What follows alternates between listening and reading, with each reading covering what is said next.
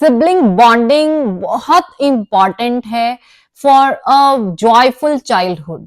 अगर मैं बात करूं, आपके दो बच्चे हैं और दोनों में बहुत अच्छा बॉन्ड है, they are taking care of each other, तो घर में आप माहौल देखेंगे बहुत अच्छा रहेगा। आप भी कॉन्फ्लिक्ट फ्री रहेंगे और बच्चों में भी तालमेल अच्छा रहेगा, and it is really very important. तो अगर मैं बात करूं, लेकिन ये बहुत बहुत डिफिकल्ट, और अगर मैं बात करूं बहुत मुश्किल टास्क रहता है। अगर दोनों सेम एज ग्रुप के बच्चे हैं तो भी बहुत ज्यादा फाइट्स होती हैं, और कैसे आप उनको कॉन्फ्लिक्ट को रिजॉल्व करते हैं वो बहुत इंपॉर्टेंट रोल प्ले करता है, ताकि सिबलिंग राइवलरी ना हो, वो एक दूसरे को मारे ना या फिर चिढ़ाए ना, या फिर उनमें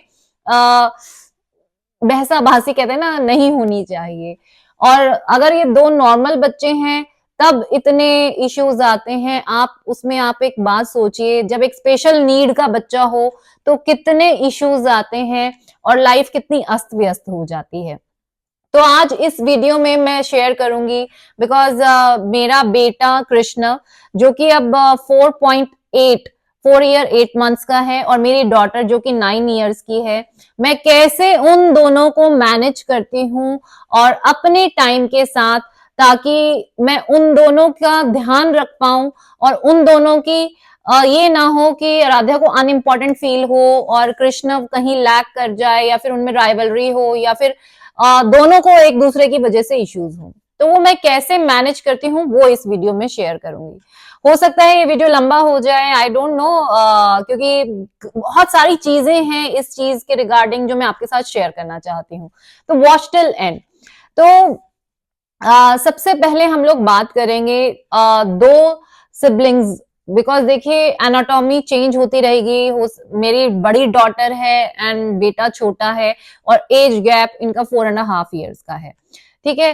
अब डिपेंड करता है कि दो लड़के हैं दो लड़कियां हैं, लड़का बड़ा है लड़की बड़ी है, मतलब ये सारी चीजें मैटर करती हैं। बट ओवरऑल पैटर्न हम लोग कुछ कुछ इस तरह से रख सकते हैं, ताकि दोनों बच्चों को हम लोग एक साथ इक्वली मैनेज कर पाए, और किसी को ऐसे ना लगे कि मुझे, because my brother is a special kid, तो मुझे अटेंशन नहीं मिल रही, या फिर उसको फील हो जो नॉर्मल बच्चा है कि मेरे ऊपर कोई ध्यान नहीं देता, या फिर मुझे ही डांटते रहते हैं। कई बार क्या होता है, पेरेंट्स एक गलती करते हैं कि वो स्पेशल किड है, तुम समझो, यू आर बिग, आपको समझना है। तो वो सारी चीजें ना हो, तो वो हम देखेंगे। तो सबसे पहली चीज अगर मैं आपके साथ शेयर करूंगी, इनिशियली जब कृष्णा का डायग्नोसिस हुआ था, ही वॉज 2.3। ठीक है, 2.3 का था। आराध्या का मैं बात करूं, शी वॉज अराउंड 6.5, एंड मतलब इस तरह का एज था, तो एज गैप था। बट अब कृष्णव को और आराध्या को इकट्ठे मैनेज करना है, तो सबसे इंपॉर्टेंट टास्क मेरे लिए था इनिशियली कि मैं एक रूम में दोनों को एक साथ बिठाकर कैसे काम कराऊं, क्योंकि मुझे आराध्या का होमवर्क कराना है, कृष्णव की थेरेपी एक्टिविटीज करानी है, और दोनों को इकट्ठे मैनेज करना है, बिकॉज मेरे पास लिमिटेड टाइम है। I am also human being, घर का काम करना है, अपना करना है, सारी चीजें मैनेज करते हुए बच्चों को मैनेज करना है। तो बहुत ज्यादा टाइम नहीं है कि 2 घंटे मैं कृष्ण को सेपरेट दूं और 2 घंटे आराध्या को सेपरेट दूं, बहुत मुश्किल है। तो उस केस में मैंने एक अरेंजमेंट, जो आइडियल अरेंजमेंट मेरे लिए था वो ये था, कृष्णव के लिए मैं मैट फ्लोर पे बिछाती थी, उसका टेबल अलग था, बिकॉज इनिशियली कृष्णव में बहुत ज्यादा सेंसरी इश्यूज थे, उसकी अंडरस्टैंडिंग नहीं थी, डिस्ट्रैक्शन ज्यादा थी, हिटिंग पुशिंग का ज्यादा था। तो उसको जब मेरे को स्टडी कराना होता था, तो कृष्णव का separate area that is on the floor, बिल्कुल है सेपरेट, एंड दूसरे कॉर्नर में ऑन माय बेड आराध्या का sitting area for the education activity. ठीक है। अब आराध्या को मुझे पता है, शी वो 6.5 ईयर ओल्ड, उसको मैं थोड़ा सा बता के होमवर्क दे के उसका समझा के उसको बिठा देती थी, देन कृष्णव की एक्टिविटीज हम लोग फॉलो करते थे। तो इस तरह से सिटिंग एरिया अलग रखा, ताकि कृष्णव को आराध्या की तरफ इतना ज्यादा ध्यान ना जाए, एंड आराध्या उसकी वजह से बहुत ज्यादा डिस्टर्ब ना हो। So initially that was my for like 1.5 year मेरा यही सिटिंग अरेंजमेंट चला, जब तक कृष्ण के सेंसरी इश्यूज, हिटिंग पुशिंग और वो सिटिंग अच्छी नहीं आई। ठीक है, क्योंकि अगर दोनों को इकट्ठा बैठा दूं तो कृष्णव की एक्टिविटी भी नहीं होगी और आराध्या की स्टडीज भी नहीं होगी। तो दिस वाज द थिंग जो मैंने फॉलो किया। नेक्स्ट थिंग इज कि अब स्टडी इज स्टडी, अब दोनों में एक कॉन्फ्लिक्ट ना हो और दोनों को उनकी इंपॉर्टेंस फील हो, तो उसके लिए हम लोगों ने क्या क्या स्ट्रैटेजीज फॉलो की, क्या क्या चीजें मैंने फॉलो की, वो मैं आपके साथ शेयर करूंगी। देखिए, सबसे पहली चीज कि आपने फैमिली टाइम इज कि यू इंक्लूड एवरीवन। मेरी डॉटर, मेरा सन, अगर मेरे हस्बैंड अवेलेबल हैं तो मैं उनको भी इंक्लूड करती थी, अदरवाइज मी, हम तीनों मिलकर कोई ना कोई पसंद की एक्टिविटी या फिर कॉमन इंटरेस्ट क्या होता है, मैंने बहुत सारी वीडियो में शेयर किया है, that is music and dance. ठीक है, तो आपने 10 मिनट्स, मतलब बहुत ज्यादा लंबा टाइम देने की जरूरत नहीं है, 10 मिनट्स, बिकॉज कृष्णव को म्यूजिक, क्योंकि he is an auditory seeker उस टाइम पे, तो music, Radhiya also loves to sing and dance and I am तो फॉन्ड ऑफ इट। तो हम 10 मिनट्स के लिए म्यूजिक लगाते थे and we used to jump, ये इट्स नॉट इम्पॉर्टेंट कि आपने डांस ही फॉलो करना है। कृष्णव के लिए बहुत अच्छा था कि वो यूज्ड टू जंप, तो एक चलो जंप कर रहा है एंड म्यूजिक सुन रहा है, तो he is getting that auditory input. और साथ ही साथ क्या होता है, it is a common interest, तो you create a family time and create a bond. तो आपने कोई ऐसी एक्टिविटी ढूंढनी है जो आप सभी को पसंद है, इकट्ठा करना, एक साथ उसको परफॉर्म करना, वहां पे कोई कॉन्फ्लिक्ट ना हो, मुझे नहीं करनी, मुझे नहीं चाहिए ये वो, तो they are so willing to participate. तो वो एक अच्छा पूरा दिन का टाइम रहता है, they look forward for it.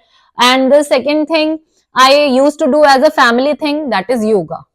ठीक है, yoga me and my daughter use to do it since starting, हम दोनों बहुत करते थे, बट जब कृष्णव का थेरेपी हुआ तो we didn't get much time, लेकिन हमारा रूटीन रहता था, because Aradhya, health is wealth, I always say health is wealth, तो मेरा रूटीन हमेशा आराध्या के साथ भी रहा है since she was 2 years old कि Aaradhya let's do this, by the age she was 3 she know how to do surya namaskar, तो उसको सूर्य नमस्कार आता था।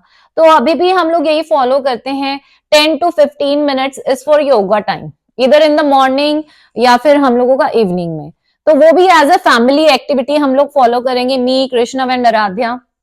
कृष्णव अगर परफॉर्म नहीं भी कर रहा था बिकॉज उसका उतना सिटिंग कैपेसिटी भी नहीं था, बट द थिंग इज कि वो आपको देख रहा है कि आप और आपका जो एक और बेबी है, दे आर डूइंग, तो जो स्पेशल किड है ही इज ऑब्जर्विंग, वो ऑब्जर्विंग है, he is putting everything in his mind, वो अपने दिमाग में ले रहा है, वो सीख रहा है, और उससे आपको जब बच्चे की सिटिंग आएगी, अंडरस्टैंडिंग आएगी, तब बहुत हेल्प आउट मिलेगी। And yoga is a very good exercise for primitive reflex integration और ऑक्यूपेशनल थेरेपी, कोर स्ट्रेंथनिंग, तो योगा तो बहुत अच्छी एक्टिविटी रहती है।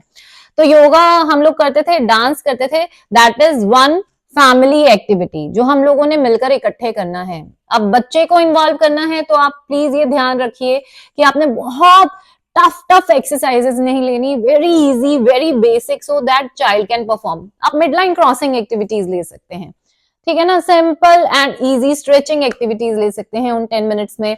आप बच्चे को फुल फिजिकल प्रॉम्प्ट के साथ, जो आप जैसे कृष्ण को मैं पीछे से पकड़ के ये do this do this do this, तो this is a good time, और उसको बड़े फन वे में आपने उसको क्रिएट करना है। So this is the first thing. Second thing is, because अगर हम लोग बात करें, पेरेंट्स की अटेंशन दोनों बच्चों को बराबर चाहिए, ठीक है, 2 हैं 3 हैं, सबको बराबर चाहिए। अब बिकॉज हमारा स्पेशल नीड का बच्चा, नीड वाला जो बेबी है या बच्चा है, पेरेंट्स की टेंडेंसी रहती है, इवन मेरी भी टेंडेंसी रहती है कि ध्यान उसकी तरफ ज्यादा रहता है कि आप तो बिग हो, आप तो कर लोगे, let me help out Krishna first. But हम लोग उसमें क्या भूल जाते हैं, दैट मतलब वो भी एक बच्चा है, they also want your attention, they also want that wanted feeling कि हाँ मम्मा को मेरे, मतलब मम्मा के लिए मैं भी उतनी ही इंपॉर्टेंट हूँ।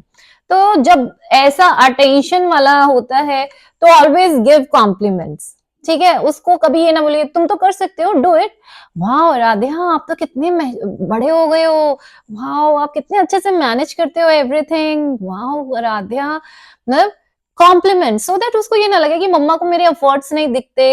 एंड जब कहते हैं ना, जब किसी को कॉम्प्लीमेंट्स मिलते हैं तो वो उसको और अच्छे से परफॉर्म करने की कोशिश करते हैं। ठीक है, तो उसको भी इक्वली अटेंशन दीजिए। हो सकता है आप टाइम वाइज उसको अटेंशन नहीं दे पा रहे, बिकॉज मेरे को हमेशा गिल्टी फीलिंग होता है कि मैं राधा को उतना टाइम नहीं दे पाती हूँ। Like if I am spending 1 hour with Krishna, तो मैं हार्डली उसको 10 मिनट्स दे रही हूँ अपने, बट वो 10 मिनट्स आप कैसे उसको दे रहे हैं, दैट इज मोर। अभी तक ये नहीं हुआ, किया नहीं अभी तक तुमने ऐसा, क्यों, समझ में नहीं आता, मतलब डोंट स्कोल्ड।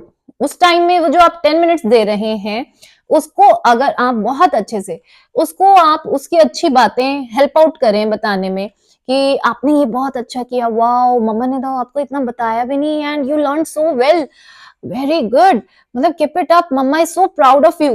तो बच्चे को लगेगा यस, मम्मा मुझे भी नोटिस करती है एंड मुझे भी इंपॉर्टेंस देती है, she sees everything, she tells me everything, and give him a hug, give her a hug. उसको अच्छे से आपने प्यार किया तो दे फील इंपॉर्टेंट टू। ठीक है, वो इंपॉर्टेंट फील कराना हमें बहुत जरूरी है कि यस, कृष्णा को मेरी अटेंशन चाहिए because of his issues, but you are equally important for मी।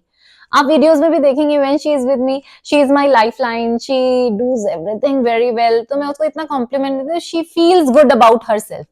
ठीक है, तो वो चीज होना चाहिए। एंड उसी के साथ साथ अटेंशन में जो चीज है, अगर बच्चे को आपकी अटेंशन नहीं मिल रही है तो एक कम्युनिकेशन आपने क्रिएट करना है, two way communication. Okay Aradhya, I am really sorry, मैंने आपको नहीं किया, जब भी मम्मा ऐसे करे ना तो प्लीज मम्मा को बोल देना, मम्मा प्लीज अब मुझे बता दो, मेरा मतलब मुझे सब टेल देम कि they are, you are open, कि अगर आप वो आपकी अटेंशन चाहते हैं तो वो ले सकते हैं।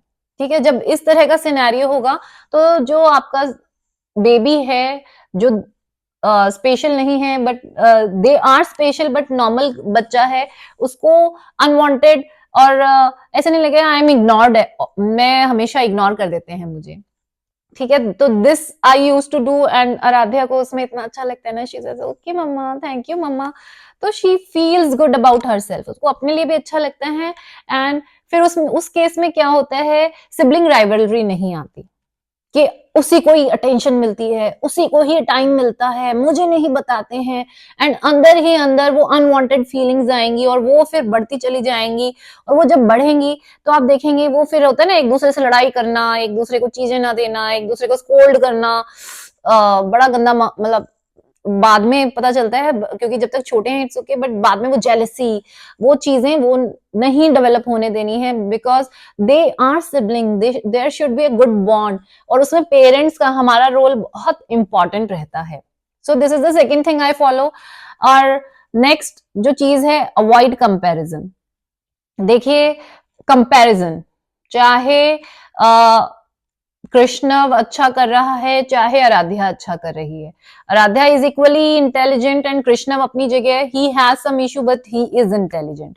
Don't compare your both child, कभी भी आपस में कंपैरिजन, कृष्णव तो ऐसे करता है आप ऐसे करते नहीं, या फिर दीदी तो देखो कितना अच्छा डांस करती है तू क्यों नहीं करता है, या फिर दीदी ने देखो कलर बाहर नहीं निकालती ना आप क्यों निकालते हो। तो डोंट कंपेयर। जब आप एक एक्टिविटी जैसे कलरिंग में दोनों को इकट्ठा कराती हूँ, तो अगर आप उसमें कंपेयर करोगे, वाह दीदी अच्छा कर रही है ना, चलो दीदी जैसा एक बार देखें, इसको बाहर नहीं निकाल। एक होता है कंपैरिजन इन अ रूड वे, एक होता है उसको शो एंड टेल। तो वो जब चीज, ये भी नहीं है कि बिल्कुल ही उसके आगे कुछ भी नहीं बोलना आराध्या के लिए या दूसरे बेबी के लिए, ऐसा भी नहीं है, but how you speak matters a lot. ठीक है, आपने उसको ब्लेमिंग वे में या कंपैरिजन वे में या फिर ऐसे कि तुम अच्छे नहीं हो एंड वो अच्छा है, इस वे में नहीं बोलना है। उससे क्या होता है, देखिए, एक अगर मैं बात करूं, एक तो चाहे स्पेशल चाइल्ड है या फिर नॉर्मल चाइल्ड है, they know how you are speaking. अब वो जो कॉम्प्लेक्स क्रिएट होगा, वो उसको कॉम्प्लेक्स क्रिएट होगा एंड वो अंदर से जेलसी वाला फैक्टर होगा कि she is more better, better, और मैं इतना अच्छा नहीं हूं, और मम्मा हमेशा मुझे इससे कंपेयर करती। आप खुद सोचिए, आपको कोई कहे वो देखो वो बंदी कितनी अच्छी है, तुम इतना अच्छे से नहीं करती, उसकी कुकिंग देखो इतनी अच्छी है, तुम इतना अच्छे से कुक नहीं करती, वाह वो तो वो डिश बनाती है तुम नहीं बना सकती। मतलब हर चीज में अगर ऐसी पॉकिंग होगी तो आप वो बंदा चाहे कितना ही अच्छा हो, वो अच्छा लगना ही बंद हो जाएगा। जैसे ही उसका नाम आएगा यू विल बी लाइक फिर से शुरू होने वाली है, तो वो चीज आने लग जाती है, तो वो फिर राइवलरी क्रिएट हो जाती है। तो डोंट कंपेयर बोथ चाइल्ड। और सेकंड चीज इसमें जो ड्रॉबैक रहता है या नुकसान होता है वो ये कि बच्चे बहुत समझदार होते हैं। अगर आप कॉन्टिन्यूअसली एक को पावर देंगे, एक को बेटर बताएंगे और दूसरे को कम बेटर बताएंगे, तो जो बेटर वाला बंदा है ना वो अपने आप को सुपीरियर समझने लग जाएगा एंड मोर पावरफुल, फिर वो डोमिनेंट होने लग जाते हैं।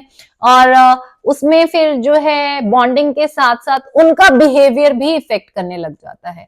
तो डोंट कंपेयर, ठीक है। अब एक्टिविटी करा रहे हैं, डोंट कंपेयर देम, कंपैरिजन नहीं करना है किसी भी चीज में, जस्ट फन वे में, एक इजी वे में। दीदी तो बिग है, दीदी को तो अच्छा करना आता है, हम भी उतना ही अच्छा करने लग जाएंगे थोड़े टाइम में, make it a good thing. या फिर डोंट कंपेयर, अगर आप उसको नहीं, आपको लगता है आपके बच्चे को उससे इफेक्ट पड़ रहा है, डोंट कंपेयर एट ऑल, ठीक है। अब हम लोग बात करेंगे नेक्स्ट चीज की प्ले, बिकॉज सेंसरी थ्रेशोल्ड अगर मैं बात करूं, दिस इज अ टर्म जहां पर बच्चों को अपनी एनर्जी निकालनी है। आपने कुछ एक ऐसी प्ले एक्टिविटीज साथ में करानी है बच्चों को जो दोनों को पसंद हो और दोनों के सेंसरी थ्रेशोल्ड से मैच करती हो, ठीक है। कॉमन इंटरेस्ट, ठीक है। तो सबसे ज्यादा अच्छी एक्टिविटीज कौन सी होती हैं इस केस में? Crashing, jumping and some physical activities, जो जिम बॉल एक्टिविटीज हो गई। मैंने बहुत सारी एक्टिविटीज अपने नाइट सेंसरी रूटीन में शेयर की हैं, I will give you glimpse in this video also, और आप प्लीज वो वीडियो जाकर देखिएगा, वहां पर हैं बहुत सारी जो मैं दोनों बच्चों को इकट्ठा लेकर उनके सेंसरी थ्रेशोल्ड को मीट करने के लिए, उनकी सेंसरी रिक्वायरमेंट को मीट करने के लिए करती हूँ। आप वो एक्टिविटीज एक साथ प्लान कीजिए, they will enjoy, they will love, they will love each other. तो वो एक्टिविटीज हम लोग बच्चों के साथ करा सकते हैं। तो let's have a look on the activities. Roll over काफी अच्छी फिजिकल एक्टिविटी है। जब इस तरह की एक्टिविटीज कराते हैं तो हम लोग टर्न टेकिंग पे फोकस रखेंगे कि पहले दीदी को जाने दो, फिर आपकी टर्न आएगी। नेक्स्ट, जब एक ही साथ दोनों को एक एक्टिविटी करा रहे हैं तो टेरिटरी डिफाइन होगी कि लेफ्ट साइड में दीदी होगी, राइट साइड में आप होगे, एक दूसरे की साइड में नहीं आना वरना चोट लग जाएगी। तो उससे टेरिटरी डिफाइन रहेगी तो कॉन्फ्लिक्ट्स कम रहेंगे। अब इस तरह के फिजिकल एक्टिविटीज हम बच्चों को एक साथ करा सकते हैं, सभी बच्चों को, एनी एज ग्रुप। आप 2 साल के बच्चे को ले लीजिए चाहे 10 साल के बच्चे को ले लीजिए, ये एक्टिविटीज सभी को पसंद आती हैं एंड दे एंजॉय इट। चाहे स्पेशल बच्चा है चाहे नॉर्मल बच्चा है, दे लव दीज एक्टिविटीज। और साथ ही साथ हम लोग, बिकॉज दोनों बच्चों के हो सकता है इंटरेस्ट एरिया अलग हो, तो आपने आइडेंटिफाई करना है ऐसे common toys like pretend play के लिए या कैसे भी किचन सेट, डॉक्टर सेट, किस चीज से बच्चे को ज्यादा फैसिनेशन है दोनों को, और दोनों को उन प्रिटेंड प्लेस में देखे, क्योंकि बच्चों की एज होती है। हम लोग भी खेला करते थे घर घर, मम्मी तू मम्मी बन जा, मैं पापा बन जाता हूँ, हम स्कूल जाते हैं, हम मार्केट जाते हैं, हम ये करते हैं, we use to play it, ठीक है। तो वही हमें बच्चों के साथ, क्योंकि आप याद कीजिए, मैंने तो बहुत खेला है, सभी ने खेला होगा। तो उस तरह के कोई कॉमन प्रिटेंड प्ले वाली एक्टिविटीज आप बच्चों के साथ करा सकते हैं, और स्पेशल बच्चे के लिए आप उसको गाइड कर सकते हैं। ओह, अब हम डॉक्टर सेट खेलेंगे, डॉक्टर कौन बनेगा, पेशेंट कौन बनेगा, अब उसमें भी कॉन्फ्लिक्ट्स आ जाते हैं। तो उसको कैसे रिजोल्व करना है वो नेक्स्ट पॉइंट में शेयर करती हूँ। तो वो हमें कॉमन प्रिटेंड प्ले वाली एक्टिविटीज बच्चों के साथ जरूर करनी चाहिए, and this is a plus point for us, क्योंकि बहुत सारे जो सिंगल फैमिलीज होती हैं उनमें एक एक बच्चा है, तो उनको लगता है हम प्रिटेंड प्ले कैसे कराएं, हम ग्रुप एक्टिविटीज कैसे कराएं, and we have that power कि हमारे पास 2 बच्चे हैं तो हम लोग इस तरह से मैनेज कर सकते हैं, ठीक है।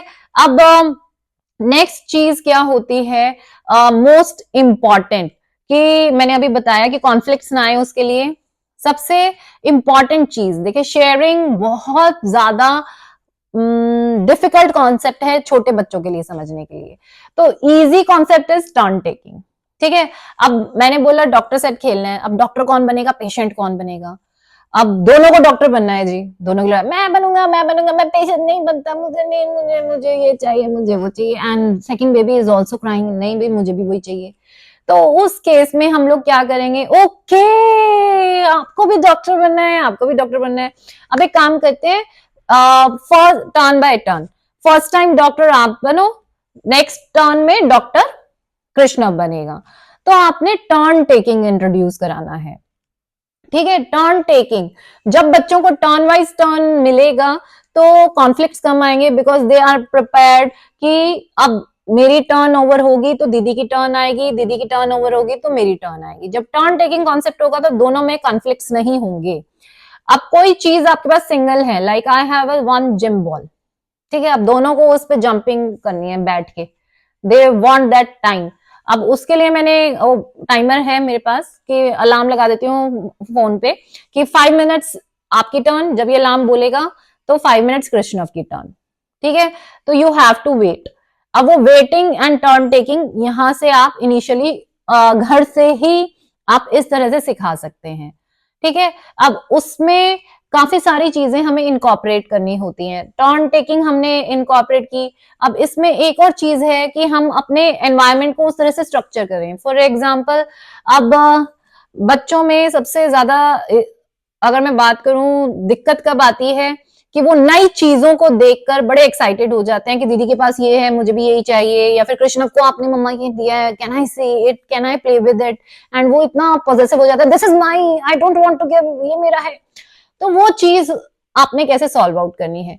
देखिए, first of all educational material is separate. अब कृष्णव को मैंने जो आराध्या की चीजें हैं दैट बिलोंग्स टू आराध्या।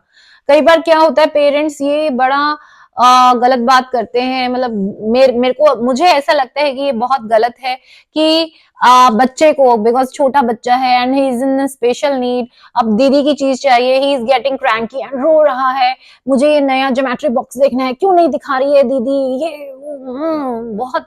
अब उसमें पेरेंट्स क्या करेंगे, दिखा देना बेटे, क्या हो गया, रो ही तो रहा है, दे दे एक बार, दिखा देगी, क्या हो जाएगा। बट आप ये नहीं समझ रहे, she has her own belongings. अब हर चीज अगर आप उसके साथ शेयरिंग कराएंगे, it's good, sharing is good, but what happened, उसमें जो छोटे बच्चे को आपने इतना पावर दे दिया कि जब भी वो क्रैंकी है और वो है तो he can ask for anything और वो बच्चे को देना पड़ेगा। और कई बार क्या होता है, because she is 9 years old, उसके प्रोजेक्ट्स होते हैं या फिर कुछ ऐसा स्कूल का मटेरियल होता है, I can't give everything to Krishna क्योंकि वो खराब कर देगा या फिर शी डोंट लाइक इट। तो वो एक पर्सनल बिलोंगिंग का स्पेस अलग अलग होना चाहिए एंड वो आपको डिफाइन करना पड़ेगा।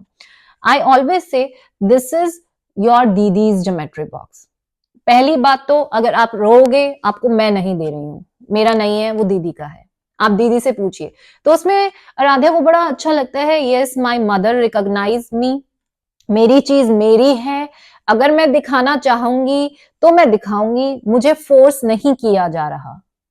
अगर आप बच्चे को फोर्सफुली कहेंगे तो वो सिबलिंग राइवलरी क्रिएट होगी, कॉन्फ्लिक्ट्स आएंगे, वो दिखा देंगे बट मन में अंदर उनके कॉन्फ्लिक्ट आएंगे। तो अब उसमें आपने बाउंड्री क्रिएट कर दी। द नेक्स्ट थिंग, आपने बच्चे से कहना है, पहले आप दीदी से पूछो, पहले क्वाइट एंड बड़े प्यार से पूछो, दीदी मैं देख लूं ये कैसा है, प्लीज दीदी दिखा दो। तो आपने उसको बड़ा पोलाइटली बोलना सिखाया कि अगर आप ऐसे बोलोगे मैं तो नहीं दिलवा रही हूँ, इट्स दीदीज, वो दीदी का है। आप पहले पूछो, दीदी मैं देख सकता हूं। अब आराध्या, नेक्स्ट थिंग, अब आराध्या का मर्जी है, मम्मी नहीं दिखाना, तोड़ देगा। फिर मैं कृष्ण को बोलूंगी, आप आराध्या पूछो, तोड़, कृष्ण अपने आप या तो रिस्पॉन्ड करेगा, आराध्या पूछो कृष्ण से, तोड़ोगे तो नहीं, अगर तोड़ोगे तो फिर दीदी आगे से कुछ नहीं दिखाएगी। I will make him explain, make him understand कि आपने सिर्फ देखना है, उसको तोड़ना नहीं है, बिकॉज ही इज थोड़ा सा जंगली। तो अब उसने देख लिया, कृष्णा अब दीदी दिखा रही है, से थैंक यू टू दीदी, दीदी थैंक यू, और मैं नहीं तोड़ूंगा। तो दोनों में वो चीज, वो कम्युनिकेशन, वो बॉन्डिंग, वो कॉन्फ्लिक्ट ना आना, वो आपको फ्रॉम स्टार्टिंग ये छोटी छोटी चीजों से स्टार्ट करना पड़ेगा। एक तो इससे कम्युनिकेशन बढ़ेगा, बच्चे को ये आइडेंटिफाई होगा दिस इज नॉट माइन। अब कोई भी चीज बाहर भी जाएगा तो बच्चे को पता रहेगा कि पूछना है और फिर लेना है। हम कहते हैं कोई भी बिहेवियर इंकलकेट करना है तो स्टार्टिंग घर से ही होती है, ठीक है। अब कृष्णव ने देखा, कृष्णव ने वापस दीदी को दे दिया, this is one scenario. Second scenario, Radhya ने बोला मम्मी मुझे नहीं दिखाना, ये मेरा है, देन ओके बेटे इट्स योर्स। अब आपको कोई चीज मम्मा की देखनी होती है, आप बोलते हो ना मम्मा दिखा दो, और मम्मा ऐसे करे, हाउ यू विल फील, नहीं अच्छा लगेगा ना। He is your brother, he just want to see it, ये लेगा नहीं, ये सिर्फ देख के आपको रिटर्न कर देगा। अगर आप दिखाओगे भी नहीं बेटा फिर कैसे अच्छा लगेगा, ये तो फिर रॉन्ग हो जाएगा ना। तो मेक हर अंडरस्टैंड, आपने चिल्लाना नहीं है, आपने डांटना नहीं है, आपने बच्चों को समझाना है, सिखाना है। जब आप रेगुलरली खुद ऐसे प्रैक्टिस करेंगे तो बच्चे भी समझदार बनेंगे, उनको भी समझ में आने लग जाएगा कि एक दूसरे के साथ कैसे एक्सेप्टेड बिहेवियर है। ठीक है, तो this is the next thing I follow, I religiously follow this thing, ताकि दोनों को समझ में आए कि कैसे एक दूसरे के साथ बिहेवियर करना है। और मम्मा बीच में आके देती नहीं है, ये नहीं है, वो नहीं है, नहीं, ऐसा अगर आप करेंगे तो बच्चों का जो आज आप कॉन्फ्लिक्ट रेजोल्यूशन कर रहे हैं वो उनके लिए इन फ्यूचर वो भी ऐसे ही कॉन्फ्लिक्ट को रिजॉल्व करेंगे, और they will not use this, they will not use polite language, और स्कोल्डिंग को वो नॉर्मल हो जाएगा, और फिर वो नहीं अच्छा मतलब रहता है, और फिर सिबलिंग्स की बॉन्डिंग अच्छी नहीं रहती है। ठीक है, so this is the next thing. अब लास्ट चीज जो मैं फॉलो करती हूँ, डोंट ब्लेम, ब्लेम नहीं करना है कभी भी दोनों बच्चों को। जैसे फॉर एग्जाम्पल आप रूम में आए, एक अब कृष्ण की आदत है, he gets cranky over small small things, छोटी छोटी बातों पे बहुत जल्दी चिढ़ जाता है, खिंच जाता है। कोई चीज उसको ऐसी भी दिख गई ना, तो कई बार तो ऐसा होता है कि आते, क्या है राध्या, क्या किया तूने, अभी तो मैं सही छोड़ के गई थी, पता नहीं क्या किया तूने। आप उस पे मत चिल्लाइए, एटलीस्ट वो इतना एंगेज करके रख रहे हैं अपने ब्रदर को, just come in the room, okay Krishna why are you crying, try to understand the thing. Blame, instant blame आपने पुट ऑन नहीं करना है। ठीक है, अब ये तो छोटे बड़े में बात आ गई, अगर इक्वल भी है, अब एक को जाना है कि मम्मी चलो पार्क चलते हैं, पार्क चलते हैं, तो आपने कहा नहीं अभी ना वो सो रहा है, फिर बाद में चलेंगे, दिस इज इनडायरेक्ट ब्लेमिंग। अब छोटे बच्चे को तो नहीं, ये नहीं पता कि भाई मुझे पार्क जाना है लेकिन मैं नहीं जा सकता क्योंकि वो सो रहा है, तो दिस इज इनडायरेक्ट ब्लेमिंग। उसके माइंड में क्या जा रहा है कि उसकी वजह से मैं नहीं जा पा रहा हूँ। तो उस केस में आपने क्या करना है, नहीं अभी नहीं चलते, अभी it is not the right time, अभी मम्मा ये काम कर लेती है फिर चलेंगे अपन। ठीक है, तो अब उसमें कोई ब्लेमिंग नहीं हुआ। कई बार एज ए पेरेंट हम लोग भी एक तो होता है स्पॉन्टेनियस ब्लेमिंग कि आपने किसी भी चीज पे, और ये होता है इनडायरेक्ट ब्लेमिंग, तो दूसरे बच्चे के मन में जाता है ये दिस इज कि इसकी वजह से मुझे नहीं हो रहा, या इसकी वजह से मैं ऐसा नहीं कर पा रहा, इसकी वजह से मुझे चीज नहीं मिल रही। तो उस केस में भी सिबलिंग राइवलरी और सिबलिंग कॉन्फ्लिक्ट्स आते हैं। ठीक है, तो I hope these things are going to be useful for you in managing your kids, मतलब कैसे मैनेज करना है और कैसे उनको कॉन्फ्लिक्ट्स नहीं क्रिएट होने देना है। तो मैंने बहुत कोशिश की है कि मैं इसको शॉर्टेस्ट वे में बना पाऊं, तो I hope this is going to be useful for you. Keep liking, keep sharing, keep commenting and keep subscribing. Thank you so much.